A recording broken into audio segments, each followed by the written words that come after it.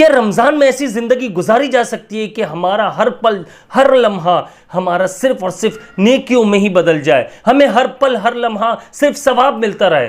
क्या ऐसा पॉसिबल है? बिल्कुल पॉसिबल है, बिल्कुल मुमकिन है ये चीज़। आप लोग ये समझिए कि अगर हमारे जो गुनाह है वो माफ़ हो जाए इस माह रमज़ान में और हमारे जो गुनाह है वो नेकियों में बदल जाए तो कितनी अच्छी बात होगी। हम कैसे अपनी ज़िंदगी को अच्छे से गुजार सकते हैं, इस रमज़ान में ही नहीं, हम पूरा साल पूरी ज़िंदगी अपनी कैसे अच्छे आमाल के साथ गुजार सकते हैं, कैसे अच्छे तरीक़ों के साथ गुजार सकते हैं, कैसे अपने ज़िंदगी से टेंशन, स्ट्रेस, डिप्रेशन ये सब चीज़ें ख़त्म कर सकते हैं, कैसे हम हासिदों के हसद से बच सकते हैं। बहुत बड़ी बात कह रहा हूँ, हासिदों के हसद से, यानी कि हम कोई भी नई चीज़ लेते हैं तो हम गलती ये करते हैं कि हम सब लोगों को बताना शुरू कर देते हैं कि हमने ये चीज़ ली है। कोई भी नई प्रोडक्ट, कोई भी नई चीज़, नया घर, नया कार, नए सोफे, नए कुछ भी नया आ जाए घर में, हम लोगों को बताते, फिर हम पछताते, वो चीज़ हमारी यानी कि नज़र बद का शिकार हो जाती है और हम बीमार भी हो जाते हैं, या फिर वो चीज़ जो है वो बिक जाती है, ख़राब हो जाती है।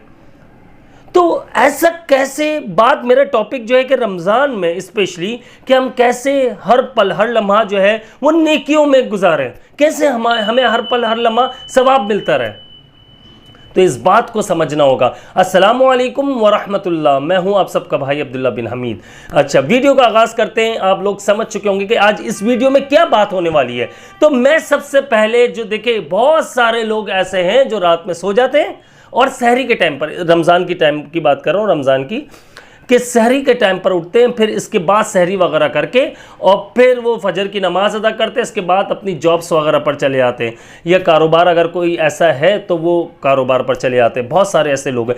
तो मैं दिन के आगाज़ की अगर हम बात करें, हम फजर की नमाज से पहले रमज़ान की अगर बात करें तो हम सहरी से ही ले लेते हैं आज के दिन को, यानी कि इस महीने को। तो सहरी करने के बाद समझ लें हमारा दिन का आगाज़ शुरू हो जाता है। तो कैसे हम हर लम्हा हर पल नेकियों में गुजार सकते हैं, हमें हर पल हर लम्हा कैसे सवाब मिल सकता है, और परेशानियों से, डिप्रेशन से, बीमारियों से, एंजाइटी, यानी इन चीज़ों से हम कैसे दूर हो सकते हैं।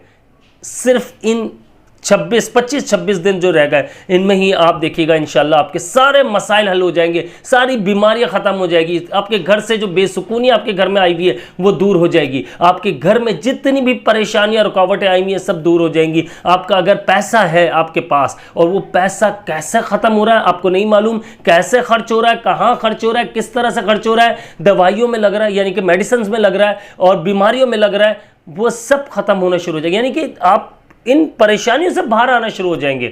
तो सबसे पहले हम आगाज़ करते हैं अपने सहरी के टाइम से। सहरी के टाइम आपने जो याद रखना है कि मैंने जो आप लोगों से कहा है कि रात को आपने, अगर आप तरावी पढ़कर आते हैं, मर्द की बात कर रहा हूँ, या लेडीज़ जो घर में हैं वो नमाज वगैरह पढ़ लेती हैं, इसके बाद फ्री हो जाते हैं, आप लोग सोने के लिए लेट जाते हैं। सबसे पहले हम बात यहाँ से शुरू करते हैं ताकि हर बात हर बंदे को समझ में आ जाए, देखने वालों को, और दिन का आगाज़ वो अच्छे से करें और इख्तिताम भी दिन का यानी कि अच्छे से उनका, और हर पल हर लम्हा कैसे सवाब में गुजरेगा ये आपको समझाऊंगा। ज़रूर देखें एंड तक और वीडियो को लाजमी शेयर कर दीजिएगा। अच्छा, बात ये आ जाती है कि हम सो जाते हैं, तरावी के बाद आकर हम थके हुए होते हैं, हम सो जाते हैं, इसके बाद हम सहरी में उठते हैं। तो भाई सहरी अगर बात की जा रही है कि एक मिसाल के तौर पर आपके शहर में, आपकी कंट्री में 5:30 बजे सुबह सहरी हो रही है, एक मिसाल दे रहा हूँ, एग्जाम्पल के तौर पर बात कर रहा हूँ, सुबह में, तो आपने कम से कम मेरे हिसाब से 3 से 3:30 बजे उठ जाना है। मैं आपको बता रहा हूँ हर पल हर लम्हा इंशाल्लाह आपको कैसे सवाब मिलेगा, सुकून में आ जाएंगे। सवाब तो मिलेगा, जहनी सुकून, फ्रेश, ये सारी चीज़ें आपके अंदर पैदा हो जाएगी। आप ये देखिए कितना आपको ताकत मिलती है, एनर्जी मिलती है, रूहानी तौर पर भी और जिस्मानी तौर पर भी। आपने 3-3:30 बजे 4 बजे उठ गए आप, मसला नहीं है, आप उठे, आपने जब तक आपके घर में जो घर वाले जो हैं अगर सहरी तैयार कर रहे हैं, आप अगर लेडीज़ हैं तो आप कोशिश करें 3:30 बजे तक उठ जाएं, और इसके बाद जो है आपने वज़ू करना है, ठीक है। वज़ू करके आपने तहज्जुद अदा कर लेनी, क्योंकि नींद आपने ली हुई है, तहज्जुद का मज़ा ही आ जाता है उस वक्त जब आपने थोड़ी सी नींद भी ली हुई हो। वैसे भी आप तहज्जुद पढ़ सकते हैं बगैर नींद के, लेकिन इसका फ़ायदा, इसका मज़ा जो है आपको थोड़ी सी नींद लेने के बाद, अल्लाह ताला को ये पसंद है कि आप अपनी नींद छोड़कर अल्लाह के लिए उठते हैं और फिर आप अल्लाह के आगे सर झुकाते हैं, यानी नवाफिल अदा करते हैं। तहज्जुद की बात कर रहा हूँ मैं। तहज्जुद पढ़ें, इसके बाद आप इस्तिग़फ़ार करें। इस्तिग़फ़ार 1200 मरतबा करें, कम से कम 100 मरतबा करना है आपने, ठीक है। डेली रूटीन में बता रहा हूँ, ये तो आप लोगों को मालूम होगा जो मैं बताता रहता हूँ इस्तिग़फ़ार के बारे में।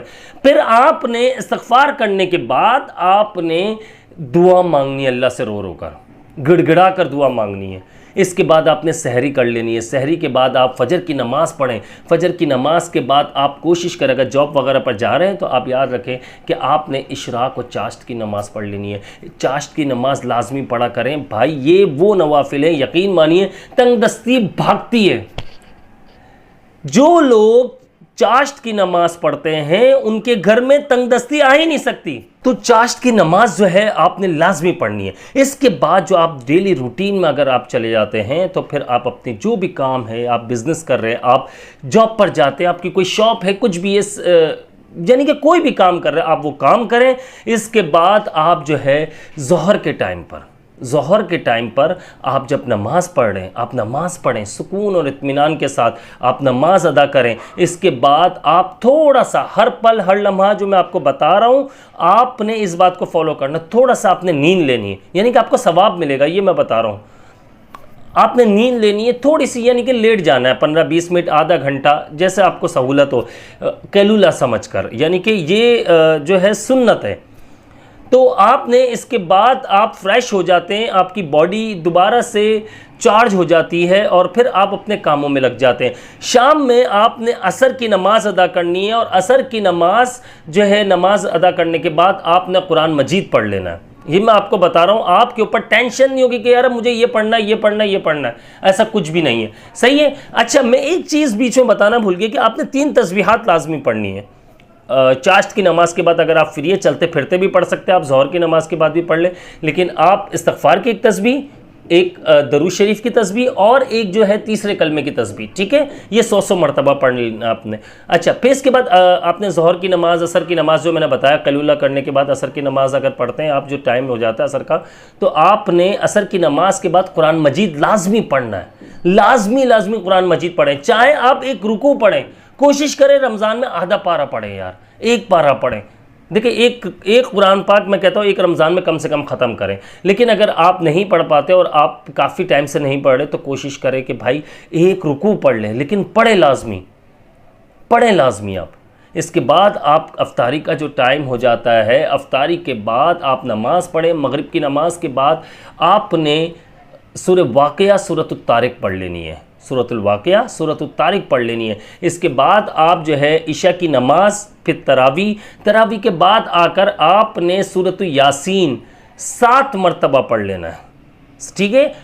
सूरत यासीन 7 मरतबा। तंगदस्ती भागती है, फ़िक्र फाका, तंगदस्ती, पैसा आ रहा है, गायब हो रहा है, जा रहा है, बीमारियों में लग रहा है, या फिर जो है आपका पैसा जो है घर की मेडिसिन में लग रहा है, आपको पता नहीं, आप हिसाब कर करके थक जाते हो पैसा कहाँ गया। ये सारी परेशानी जो इंशाअल्लाह सूरह यासीन 7 मरतबा पढ़ेंगे ये दूर हो जाएगी। अच्छा, अब ये बात जो है आप लोगों को समझ में आ चुकी है। मैंने कहा था आप लोगों को कि यार इस तरह से हम टाइमिंग से शुरू करेंगे। अब कुछ चीज़ें इसमें ऐसी हैं जो मुझे बताना ज़रूरी है कि आपको, देखिए ये आप काम करेंगे इंशाअल्लाह आपको हर लम्हा हर पल जो है सवाब मिलेगा। झूठ नहीं बोलना आपने, ठीक है, किसी का दिल नहीं दुखाना है, रमज़ान में अपने गुस्से को काबू में रखना है। मैं आए दिन देख रहा हूँ यार, अभी 3-4 रोज़ों में ये मैंने देख लिया कि यार रोड पर किस तरह से तमाशा लगा हुआ होता है, हर बंदा एक दूसरे से लड़ रहा है बुरी तरह से, उसका बस नहीं चलना सामने वाले को जान से मार दे। यानी रोज़ा रखकर आप एहसान कर रहे हो किसी पर। आप अपने गुस्से को काबू में रखो यार, गुस्से को पी जाओ। गुस्सा हराम क्यों कहा गया कि गुस्से को पी जाओ। गुस्से को जो बंदा पी जाता है वो समझ लीजिए बहुत बहुत अच्छा और शरीफ इंसान कहलाता है, उसका स्वभाव भी है गुस्से को पी जाने को। अच्छा खैर, आपने इसके अलावा जो है आपने पूरे दिन वज़ू में रहना है। मैं आपको वो बातें बता रहा हूँ, यकीन करें, ये मैंने कोई वज़ाइफ नहीं बता रहा कि 1000 मरतबा वो पढ़ लेना, 5000 मरतबा वो पढ़ लेना, और ये सूरत जो है आपने 100 मरतबा पढ़ लेनी, 5000 मरतबा पढ़।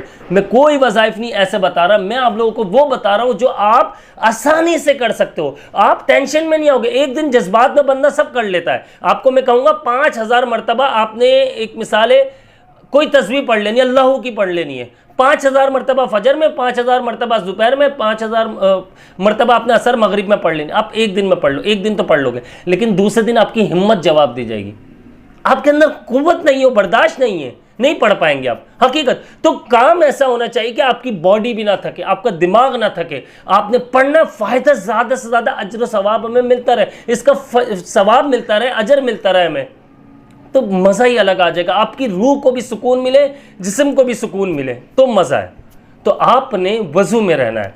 वज़ू में रहने से आपकी 70,000 फरिश्ते जो है, फरमाया गया 70,000 फरिश्ते जो है आपकी हिफाजत करते हैं। फिर वज़ू में रहने वाले पर जादू असर नहीं करता, सुन्नतों पर अमल करने वाले पर जादू असर नहीं करता। हासिद जो है वो कितने ही तेज़ हो, कितने ही तेज़ हो, कितने ही बुरा इंसान क्यों ना हो, कितना ही ख़तरनाक क्यों ना हो, जादूगर या हासिद की बात कर रहा हूँ, कुछ भी नहीं बिगाड़ सकता आपका। कितनी खतरनाक बंदिश करने वाला जो है, कुछ भी नहीं बिगाड़ सकता आपका। तो भाई अल्लाह का वास्ता है, इतने हैवी वज़ाइफ ना करें। मैं फिर से ही कहूँगा, सिंपल सी रूटीन मैंने आपको बता दी, इस तरह से करो, वज़ू में रहें। जब आपको लगता है वज़ू टूट रहा है आपका, फिर आप वज़ू कर लें। यार वॉशरूम भी जाते हैं हम, हाथ मुंह धोते हैं, मुंह हाथ धोने के बाद हम, मुंह हाथ तो वैसे ही अमूमन हर बंदा ही धोता है, पाक साफ़ रहने की कोशिश करता है, तो वज़ू कर लो यार, बचता क्या, मसा रह जाता है, पैर धोना रह जाते हैं, ये चीज़ें हैं, ये कर लिया करो वज़ू। इससे आप यकीन मानिए रिस्क में तंगदस्ती जो है वो ख़त्म हो जाती है। आप वज़ू में जब रहते हैं तो जब तक आपका वज़ू बरकरार रहता है, आपको हर पल हर लम्हा सवाब मिल रहा होता है। इस बात को अच्छे से जहन नशीन कर लीजिएगा। और कोई अगर ऐसी बात जो समझ में ना आई हो तो आप मुझे कमेंट करके लाजमी पूछ सकते हैं। और माजरत चाहता हूँ, व्हाट्सएप पर मैं रिप्लाई नहीं दे पा रहा हूँ क्योंकि रमज़ान में काफ़ी यानी कि टफ़ टाइमिंग होती है, बंदा थक जाता है बहुत ज़्यादा, तो बहुत माजरत चाहता हूँ, दिल से माजरत करता हूँ मैं अगर मैं रिप्लाई नहीं कर पा रहा हूँ व्हाट्सएप पर। अच्छा खैर, इसके अलावा जो ऑनलाइन कुरान टीचिंग के हवाले से जो है मैं डिस्क्रिप्शन में भी दे दूँगा और इसके अलावा कमेंट में भी मैं पिन कर दूँगा, तो आप देख लीजिएगा। और ऑनलाइन कुरान के टीचिंग के हवाले से आप लोग अगर कुरान सीखना चाहते हैं, ऑनलाइन पढ़ना चाहते हैं, तो आप लोग जो है ज़रूर ज्वाइन कीजिए और लिमिटेड सीट्स अवेलेबल हैं इस वक्त। और मुझे अपनी ख़ास दुआओं में याद रखिएगा। ये माह रमज़ान यकीन मानिए हमें नहीं पता, हम में से बहुत सारे लोग जो है अगले साल नहीं होंगे, हमें कुछ नहीं पता, ज़िंदगी मौत का अल्लाह के हाथ में। अल्लाह ताला से दुआ है कि अल्लाह ताला हम सबको अच्छी सेहत, तंदुरुस्ती और लंबी उम्र अता फ़रमाए, हमें रिस्क में वसी और कुशादा बरकत अता फ़रमाए। तो ये मैं ये दिल से दुआ करता हूँ कि तमाम बीमार हैं, अल्लाह पाक उन्हें हर तरह की जिस्मानी और रूहानी बीमारी से शिफा अता फ़रमाए। मुझे भी अपनी ख़ास दुआओं में याद रखिएगा। मैं हूँ आप सबका भाई अब्दुल्ला बिन हमीद। अस्सलामु अलैकुम व रहमतुल्लाह।